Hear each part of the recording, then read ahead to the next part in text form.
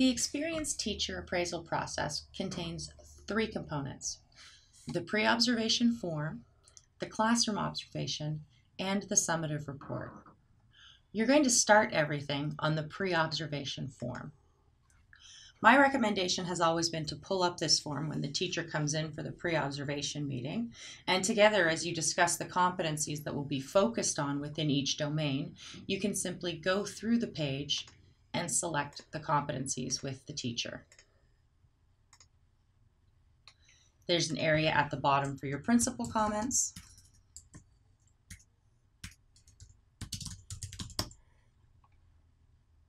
And at this point, you're good to save the form and exit back out.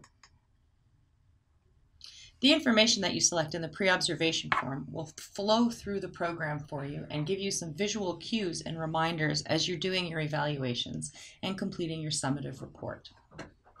Next, we're going to go into the classroom observation. The classroom observation is accessible to you throughout the year to go into on your laptop computer, your desktop computer, or your mobile tablet device to enter in ratings and information. All of the information collected in the classroom observation is easily accessible to you when completing the summative report. You'll notice as we look at the list of competencies that the ones that you selected in the pre-observation form have been bolded just to highlight to you the areas that you agreed you would focus on with the teacher.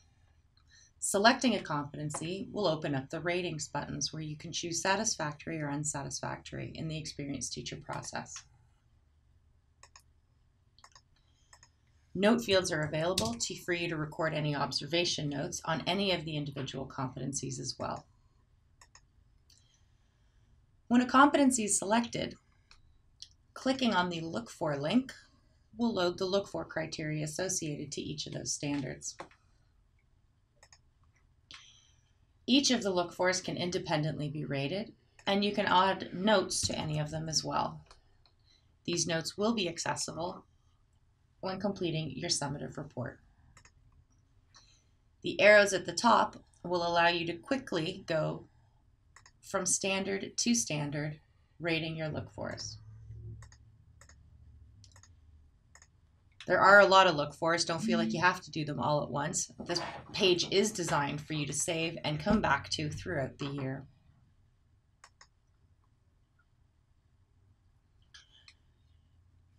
As well, there's an overall rating button at the top that you can pop up and quickly go down and rate all of the standards at one time.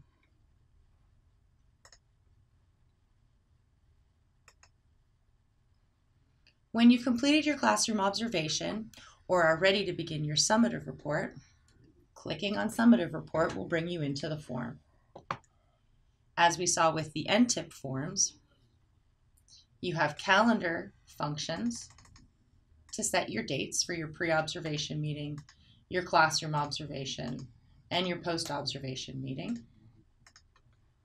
And you have comment areas to enter in the description of the teacher assignment, other appraisal input, and related information. If you completed the pre-observation form, clicking on the blue link next to the focus of the classroom observation box will paste in automatically for you the competencies that you decided with the teacher would be a focus for this observation. Of course, you can type in any box at any time, and you can also use the comment library. Comment libraries can be created at a district level and shared out with everyone, or they can be individually created in your account and shared with colleagues.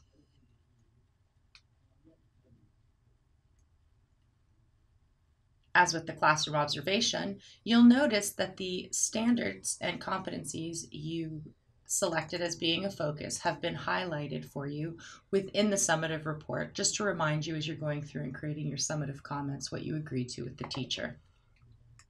On your domain comment areas, you have access to the comment library, and you also have an additional tool called the Build Summative Comment tool.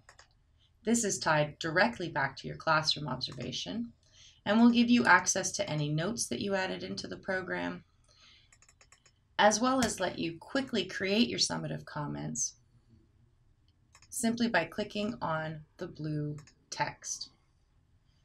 You can change your pronoun or name selections for creating your comments.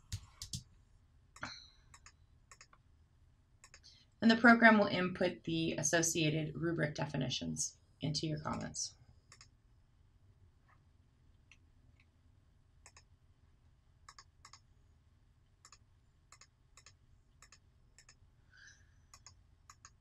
Once you've finished adding your comments in for all of your domain areas, we'll slide down the form.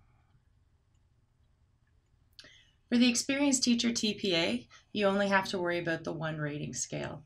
So at this point, you will rate your teacher satisfactory or unsatisfactory. A word of warning that rating a teacher unsatisfactory, the program will prompt you with several warning notifications that an improvement plan will be created and attached to this appraisal, and you will no longer be able to make any changes to the appraisal record. If your teachers are using the program for their annual learning plans, you can attach them directly using this drop-down box. Add any additional comments for professional growth strategies or additional comments. And if they are enabled, use the electronic signatures to sign the form.